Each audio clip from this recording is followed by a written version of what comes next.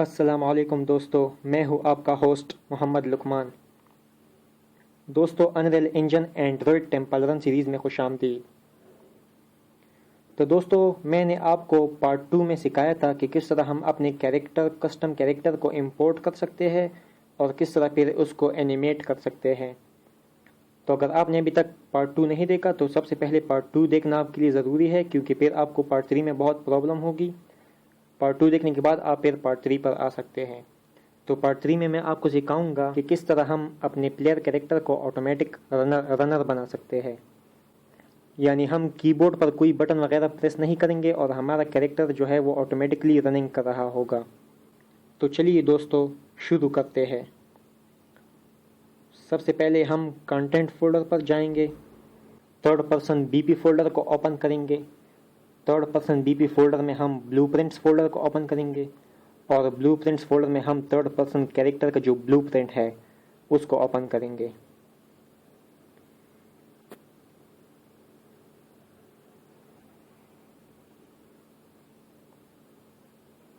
तो हमारा third person character का ब्लूप्रिंट क्लास ओपन हो चुका है।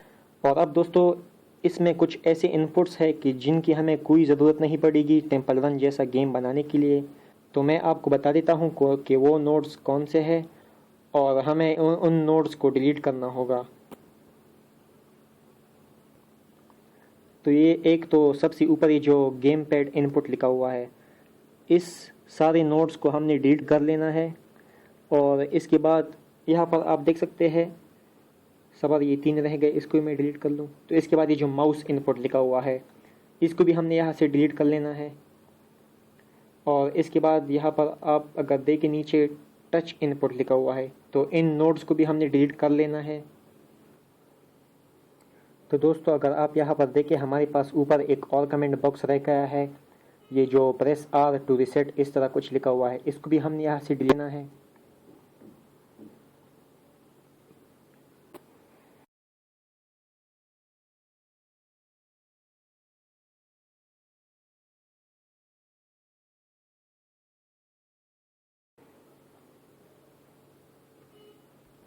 और अगर आप किसी कमेंट बॉक्स पर क्लिक करेंगे तो आपको राइट साइड पर नज़र आ रहा होगा कमेंट कलर लिखा हुआ है। यहाँ से आप इस कमेंट बॉक्स का कलर चेंज कर सकते हैं। तो मैं इस जंप कमेंट बॉक्स जो है इसको मैं ऑरेंज रेड कलर दूंगा।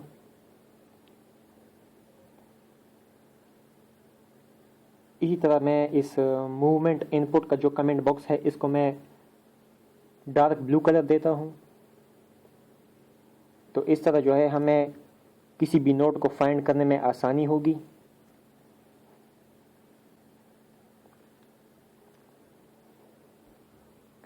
तो दोस्तों, यहाँ पर ये जो इनपुट एक्सिस मूव फॉरवर्ड का नोड है, नोड क्या काम करता है? ये नोड ये काम करता है कि जब हम कीबोर्ड पर W का बटन प्रेस करते हैं तो हमारा कैरेक्टर जो है वो आगे की तरफ मूव होता है। तो हम चाहते हैं कि हमारा कैरेक्टर जो है वो ऑटोमेटिकली रनिंग करे। तो हम इस इनपुट एक्सिस मूव फॉरवर्ड का जो नोड है इसको हम डिलीट कर लेते हैं यहाँ से।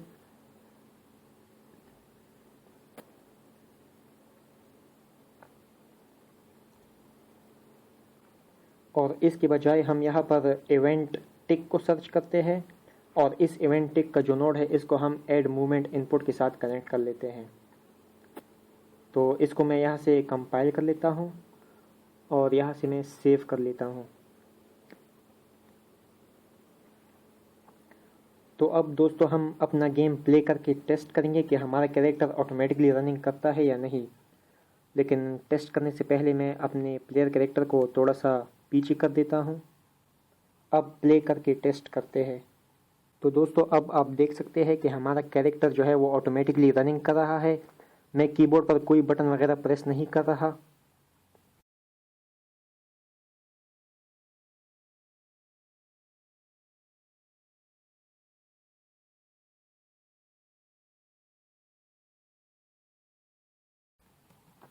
अब मैं इसको यहाँ से सेव कर लेता हूँ। तो दोस्तों, आपने टेम्पल रन गेम तो खेला ही होगा।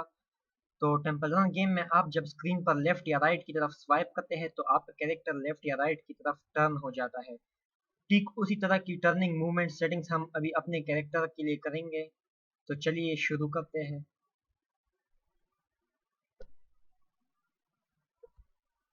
अब हम दोबारा third person character blueprint class को ओपन करेंगे।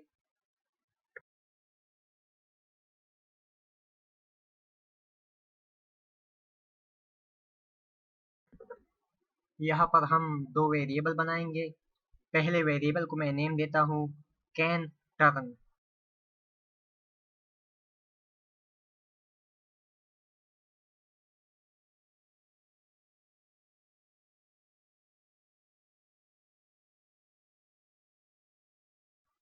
दूसरे वेरिएबल को मैं नेम देता हूँ प्लेयर रोटेशन।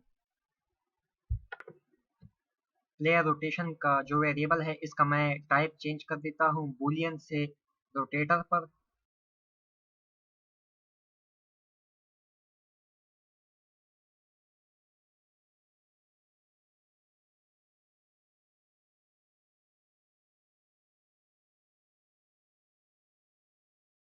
अब हम सर्च करेंगे ए की और दूसरा हम सर्च करेंगे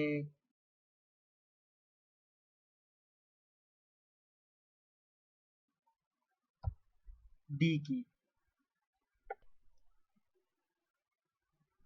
तो दोस्तों अब आप यही कहेंगे कि ए और डी जैसे कीज तो एंड्रॉयड मोबाइल में नहीं होते हैं। तो दोस्तों मैं आपको बता दूं कि हम सिर्फ टेस्टिंग पर्पस के लिए यहाँ पर ए और डी कीज लगा रहे हैं, क्योंकि अगर हम अभी ए और डी कीज की बजाय एंड्रॉयड टच कीज या इनपुट्स वगैरह लगाएंगे यहाँ पर, तो हम फिर अपने गेम को अनरियल इंजन में टेस्ट कैसे करेंगे, क्योंकि फिर तो कंप्यूटर का जो कीबोर्ड होता है उसमें एंड्रॉयड वाले कीज जो है वो नहीं होते हैं। इसलिए टेस्टिंग पर्पस के लिए हम यहाँ पर ए और डी कीज लगाएंगे, लेकिन जब हम अपना गेम मुकम्मल एंड तक बना ले तब हम इसको यहाँ से ए और डी को एंड्रॉयड कीज में चेंज कर देंगे। तो अभी के लिए हम इसको ए और डी ही रहने देंगे। इसके बाद हम ये जो कैन टर्न वेरिएबल है इसको हम इवेंट ग्राफ में मूव कर देते हैं। यहाँ पर गेट पर क्लिक कर देते हैं और ये जो ए के नीचे प्रेस्ड लिखा हुआ है इसको हम ब्रांच के साथ कनेक्ट कर देते हैं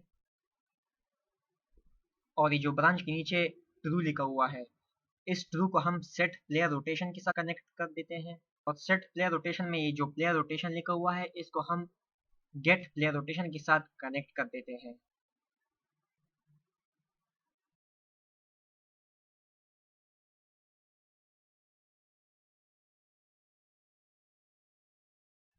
इसके बाद इन सब को सिलेक्ट करके कंट्रोल प्लस सी और कंट्रोल प्लस वी प्रेस करके कॉपी एंड पेस्ट कर देते हैं यहाँ पर।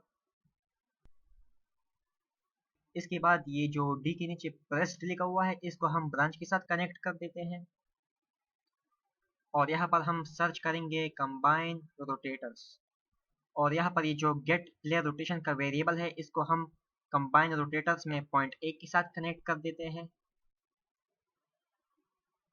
और सेट प्लेयर रोटेशन को हम रिटर्न वैल्यू के साथ कनेक्ट कर देते हैं।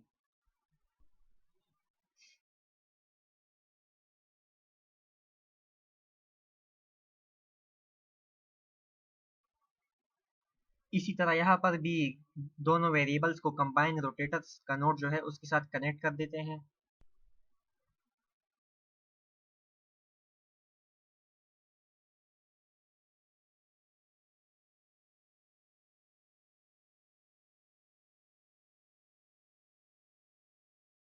इसके बाद ये जो ई की के साथ हमने कंबाइन रोटेटर्स के नोड को कनेक्ट किया है इसमें हम z की वैल्यू को 90 कर देते हैं।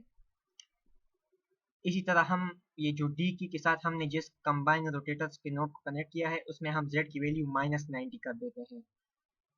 +90 लेफ्ट टर्निंग के लिए है और -90 राइट टर्निंग के लिए है। अब इन सारे नोड्स को मैं कमेंट बॉक्स में डाल देता हूँ और इस कमेंट बॉक्स को मैं नेम देता हूँ टर्न एल और आर। दोस्तों कमेंट बॉक्स में किसी भी नोड को डालने के लिए आपको उस नोड को सिलेक्ट करके सी का बटन प्रेस करना होगा और फिर उस कमेंट बॉक्स को आपको कोई नेम देना होगा।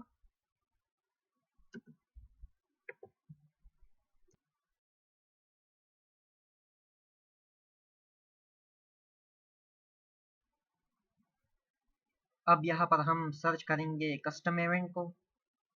इस कस्टम इवेंट को मैं नाम देता हूँ टर्न एल और आर।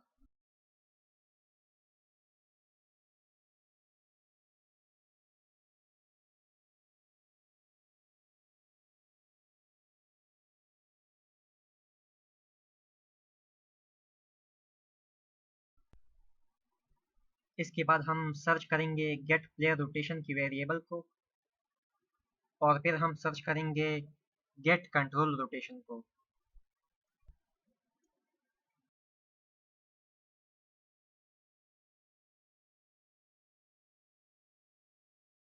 इस कस्टम इवेंट को हम किसी ब्रांच के साथ कनेक्ट करेंगे,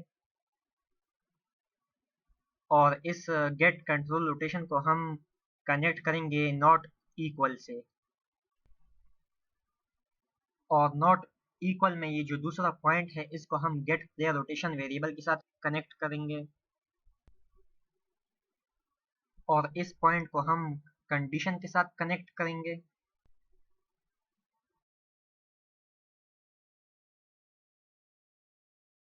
इसके बाद ये जो ब्रांच के नीचे ट्रू लिखा हुआ है इसको हम कनेक्ट करेंगे सेट कंट्रोल रोटेशन के साथ। तो दोस्तों आप देख सकते हैं कि सेट कंट्रोल रोटेशन शो नहीं हो रहा। तो अगर आप यहाँ पर ये जो कॉन्टेक्स्ट सेंसिटिव लिखा हुआ है इसके साथ ये जो टिक है, अगर आप इसको अनटिक करें तो आप देख सकते हैं कि यहाँ पर अब सेट कंट्रोल रोटेशन शो हो गया है। तो इसको हम सिलेक्ट करेंगे, और सेट प्लेयर रोटेशन में ये जो टारगेट है इसको हम कनेक्ट करेंगे गेट प्लेयर कंट्रोलर के साथ।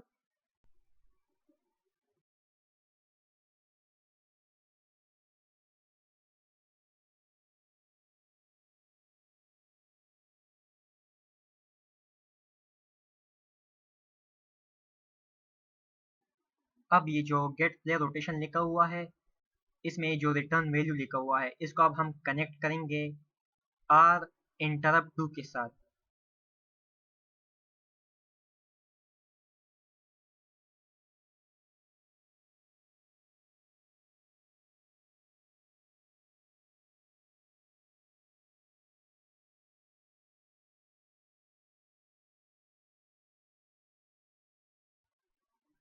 इसी तरह ये जो गेट प्लेयर रोटेशन का वेरिएबल है यहाँ पर इसको भी हम टारगेट के साथ कनेक्ट करेंगे आर इंटरप्ट टू के नोड में।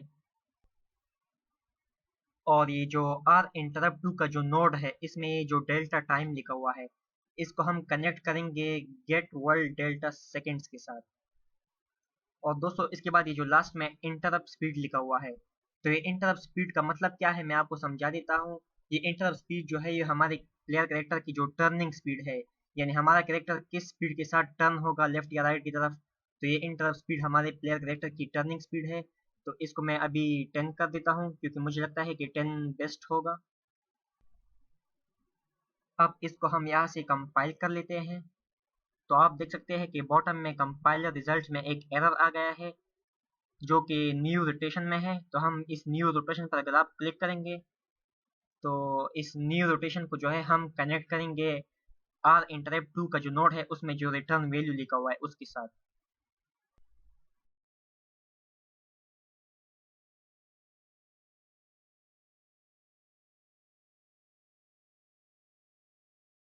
इसके बाद हम मूवमेंट इनपुट पर वापस आ जाएंगे, और यहाँ पर ये जो दो नोड आपको नजर आ रहे हैं, एक इवेंट टिक है और दूसरा एड मूवमेंट इनपुट है। तो इन दोनों का हमने थोड़ी देर पहले कनेक्ट किया था आपस में। तो अब जो हमने ये कस्टम इवेंट बनाया है थोड़ी देर पहले, ये टर्न एल और आर वाला, तो अब हमने उस कस्टम इवेंट को इन दोनों नोड्स के साथ कनेक्ट कर लेना है।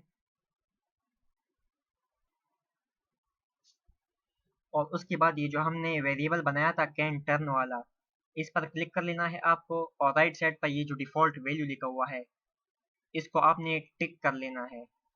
और उसके बाद हम इसको यहाँ से कंपाइल और सेव कर लेते हैं। इसके बाद ये जो एड मूवमेंट इनपुट का नोड आपको नजर आ रहा है इसमें ये जो स्केल वैल्यू लिखा हुआ है, तो मैं आपको बता दूं कि स्केल वैल्यू किस चीज़ की वैल्यू है। तो ये स्केल वैल्यू जो है ये हमारे प्लेयर कैरेक्टर की रनिंग स्पीड है। तो इसको हम अभी 0 कर देते हैं ताकि हम आसानी से अपने प्लेयर कैरेक्टर की टर्निंग मूवमेंट को चेक कर सके। और इसको 0 करने से ये होता है कि हमारा प्लेयर कैरेक्टर जो है वो एक ही पॉइंट पर खड़ा रहेगा और रनिंग नहीं करेगा।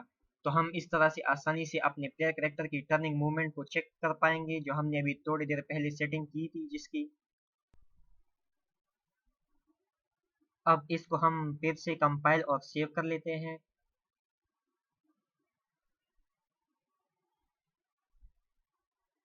अब अपने गेम को प्ले करके टेस्ट करते हैं।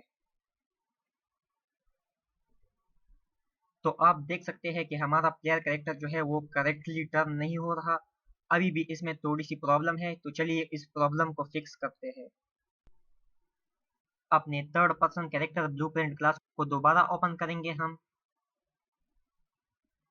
और यहाँ पर ये जो ए की के साथ हमने कंबाइन रोटेटर के नोड को कनेक्ट किया था थोड़ी देर पहले, इसमें जो z की वैल्यू हमने 90 डाली थी, तो इसको अब हम -90 करेंगे। और डी की के साथ जिस कंबाइन रोटेटर के नोड को हमने कनेक्ट किया था उसमें हम z की वैल्यू +90 कर देते हैं। अब हम फिर से इसको कंपाइल और सेव करेंगे यहाँ से, और चलिए अब प्ले करके टेस्ट करते हैं। तो दोस्तों अब आप देख सकते हैं कि हमारा प्लेयर कैरेक्टर करेक्टली टर्न हो रहा है।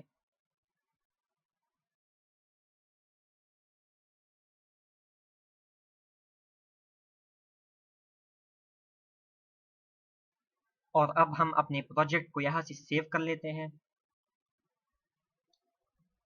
तो दोस्तों अब हम फिर से third person character blueprint class को ओपन करेंगे, और हमने जो सेटिंग्स चेंज की थी, जैसे हमने अपने कैरेक्टर की रनिंग स्पीड को 0 कर दिया था, अब हम उसको वापस 1 कर देंगे। और इसी तरह हमने गेट टर्न का जो वेरिएबल है उसमें हमने डिफॉल्ट वैल्यू को टिक किया था, उसको अब हम दोबारा अनटिक करेंगे। तो चलिए third person character blueprint class को दोबारा ओपन करें। यहाँ पर ये जो ए की के साथ कैन टर्न का वेरिएबल कनेक्ट किया है हमने, इस पर क्लिक करेंगे। तो अब आपको नजर आ रहा होगा राइट साइड पर डिफॉल्ट वैल्यू लिखा हुआ है, इसको हमने टिक किया था थोड़ी देर पहले, इसको अब हम दोबारा अनटिक कर देते हैं। इसी तरह हम स्केल वैल्यू को दोबारा 1 पर कर देते हैं, और यहाँ से दोबारा कंपाइल और सेव कर लेते हैं। तो दोस्तों अब प्ले करके टेस्ट करते हैं कि हमारी कैरेक्टर की रनिंग और टर्निंग मूवमेंट करेक्ट है या नहीं।